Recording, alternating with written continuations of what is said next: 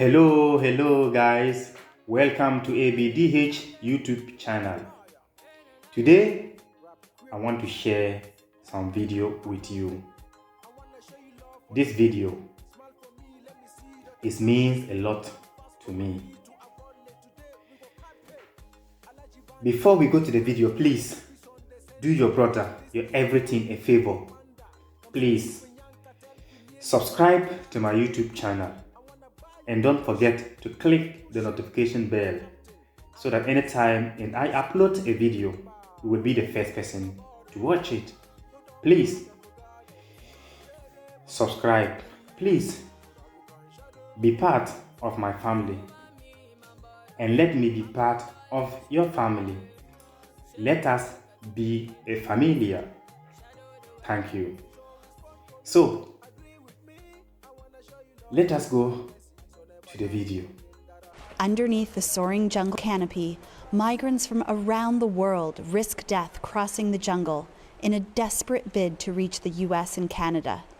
They have no map and no instructions on how to make it through one of the world's most dangerous migration routes. I would like to send a message to anyone who is thinking of doing this route. It's very dangerous. If I knew this, I wouldn't have done it. Many migrants spend a week or even two on this trail before they reach a village and safety. But these journeys started long before. Migrants from Asia, the Middle East, and Africa flew into Ecuador or Brazil, where visa requirements are somewhat lax. Haitians also use this route as a springboard north. But to get from Colombia to Panama, they have to cross the Darien Gap by foot. It's the only missing 66-mile break in the Pan American Highway from the tip of Argentina up to Alaska. Migrants go first to the end of the road in Colombia, the port town of Necoclí, to head west along the Caribbean. The passenger manifest was global. Most had little idea of what lay ahead. They dock in Capurganá, a tourist town, now a trailhead for migrants headed into the Darien. We set out to join up with the migrant trail and reached a makeshift camp where smugglers wait for migrants. At dusk, a group of Cameroonians and Pakistanis arrived.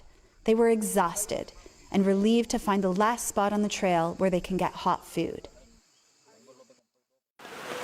Morning broke with torrential rain. The Darien is one of the wettest places on the planet. The environment could hardly be more different from the high mountains of Pakistan this group of friends call home.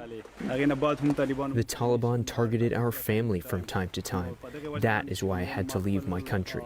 We packed our food for 5 days, and with guides we hired, followed the migrants as they set out, on a day-long ascent of a mountain ahead. The steep and slippery terrain was tough for everyone, but nearly impossible with an injury. This woman from Cameroon could barely put weight on her knee. Exhaustion took over. God, the pain is too much. Yeah.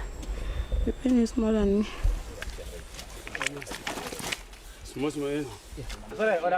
Up the mountain, the smuggler the Cameroonians and Pakistanis hired demanded payment. As we hiked, young men carrying square backpacks filled with bricks of cocaine passed us. We were told to expect their heavily armed security patrolling, so we put our camera away. I'll fall. My foot.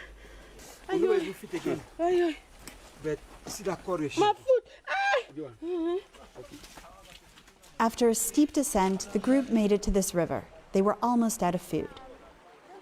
Smugglers won't venture any farther into Panama, where they could face over a decade in prison if they're caught. This one, who didn't want his face shown, wished smugglers weren't prosecuted so they could help migrants safely complete their journey. I've had to see mothers who tell their children they can't go on, to give themselves up to God. For anyone who has a family or kids, that breaks your heart. Another smuggler, who can't be identified, told us he came across this migrant who had been injured and spent 2 weeks on this mountainside. He was only crawling like a child. It's common. Most people who injure themselves die because there's no help for them. From here on, migrants are on their own. The next morning, we came across George, a Cameroonian man. Injured, he had been left behind by his group. Then, forging ahead alone, he fell and dislocated his shoulder. Our guides popped it back into place. He was one of many Cameroonians on this trail who didn't want to be fully identified, fleeing a brutal conflict in his country. You know, when you're running for your safety, you don't care what is happening to you. You don't care what is in front of you. You just want to have a safe ground. Just like his group of friends had, we left him behind, hobbling onwards. The trail and riverbanks were littered with signs of desperation. Before long, a large group of Haitians and Sri Lankans appeared. Jean Delicat, a father of two. It's been 6 days that we're walking without stopping. The children cry of hunger. There's no food. There's nothing. There was nothing else for them to do but try to go ahead. These Haitians had been living legally in Brazil or Chile. Among them were 6 children and 3 pregnant women. Dusk fell, and the Haitians made camp high above the river.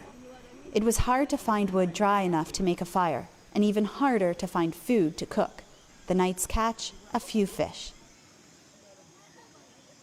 Lying smugglers often tell migrants they're almost to their destination, which is why many, like Delicat, had already tossed their clothing and food. The bread finished right now. I have read nothing here. Nothing. Your Bible? My Bible. Yes, my Bible. My book. Where'd you go?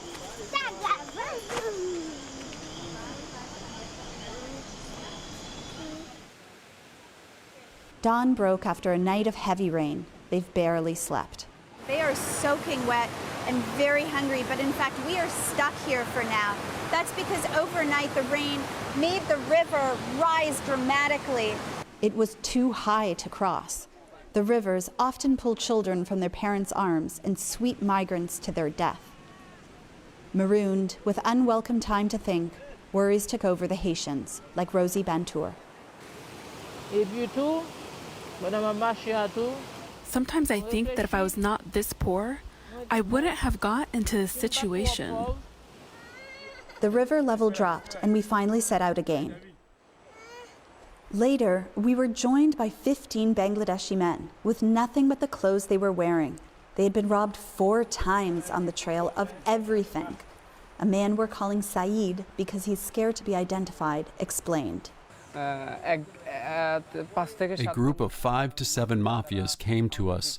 They pointed a gun towards us and took away our bags and everything. They left nothing for us. They even took away our food. The river was dangerously high, and we cut the day short and set up camp. The next morning, 8 migrants from Haiti and Ghana, who began the crossing with the Haitians but fell behind, suddenly showed up. Among them, a woman and her boyfriend from Haiti were robbed by bandits days earlier. One grabbed the boyfriend's arm, threatening to cut it with a machete. Charlie Pierre from Haiti helped tell us what happened. After, the thief said, "Go off and leave the woman behind." And so he's walking, but looking behind, and sees these guys lowering his wife's underwear. One of the men assaulted her, penetrating her intimate parts with his fingers, looking for dollar bills they suspect migrants of hiding. Later, we heard many stories of this and other abuse on the trail. After another night of heavy rain, the river is very, very high. It's going to be risky to cross it, but we simply cannot wait any longer because we have run out of food. Pierre found a pregnant Haitian woman he had been searching for, and we got on our way, trying to sidestep the river. After 8 days on the trail, Rosina Boateng's family from Ghana had run out of food. Because when is it going to finish? The hope, I lost hope. I even lost hope. Stomachs were empty, legs were quivering. Because the river was too high, we had to make a detour, winding up into the forest and dimming all hopes of reaching a settlement in Panama by night. The next day, minds were racing with one question: will we make it out of here? There were foreboding reminders of those who did not. But these migrants joined the legions of survivors crossing the Darien Gap. As the river opened up, a driver and his outboard canoe appeared. We were on our way, finally, to a village. This night, the group made its way out of the Darien Gap, but the rest of their journey is as opaque as the black waters ahead. Thank you for watching my videos. Don't forget to subscribe and click the notification bell. Thank you. Share. If you know a friend, tell a friend to subscribe, and the friend also tell a friend to subscribe to my YouTube channel. Thank you for being part of my family. See you again. Bye.